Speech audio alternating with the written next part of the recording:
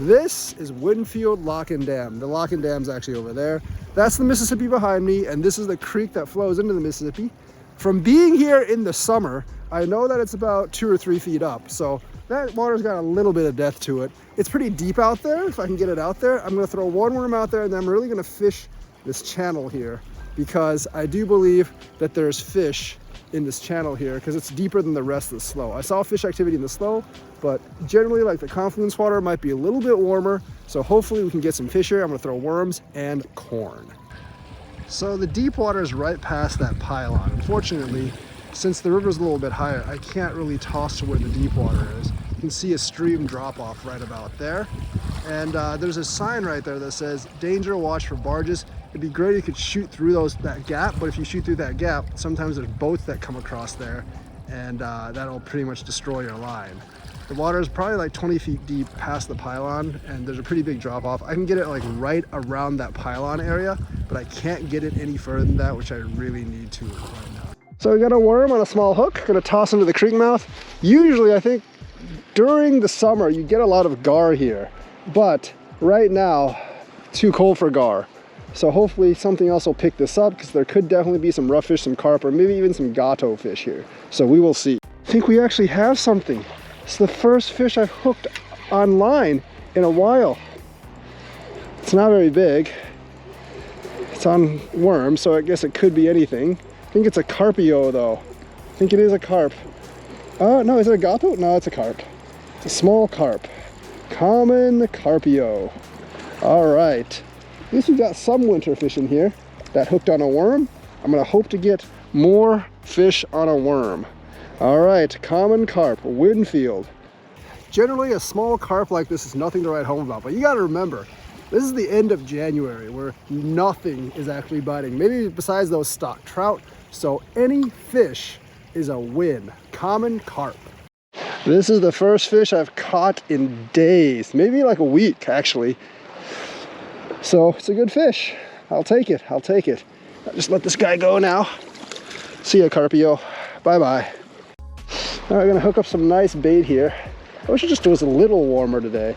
I'm actually gonna throw more towards the river mouth to see if we can get any more carp or any other fish that might be hanging around there. Don't know, but maybe we can get something. You know what I've realized about carps? They prefer dirty, shallow water, even when the water's cold. It's because this confluence area is not more than 2 or 3 feet deep, but they like it. There's a lot of them here. You know, the other thing about this place is the slough comes in from over there. So there actually might be some fish like where the slough comes into the channel. The channel is significantly deeper than the slough. The slough is probably like 1.5 feet, or even that right now. There's actually water in the slough, unlike when I came this summer, but there's not that much in it. So I think maybe like some of the fish are actually just like hiding in this channel since it is cold and the water's like 1 foot deep in the slough. The bridge over there, I don't know when the gate closes, but they actually open the gate for you if you call, so you can stay here deep into the night, which I'm not going to do because it's cold. Looks like the pole over there by the river mouth has another fish.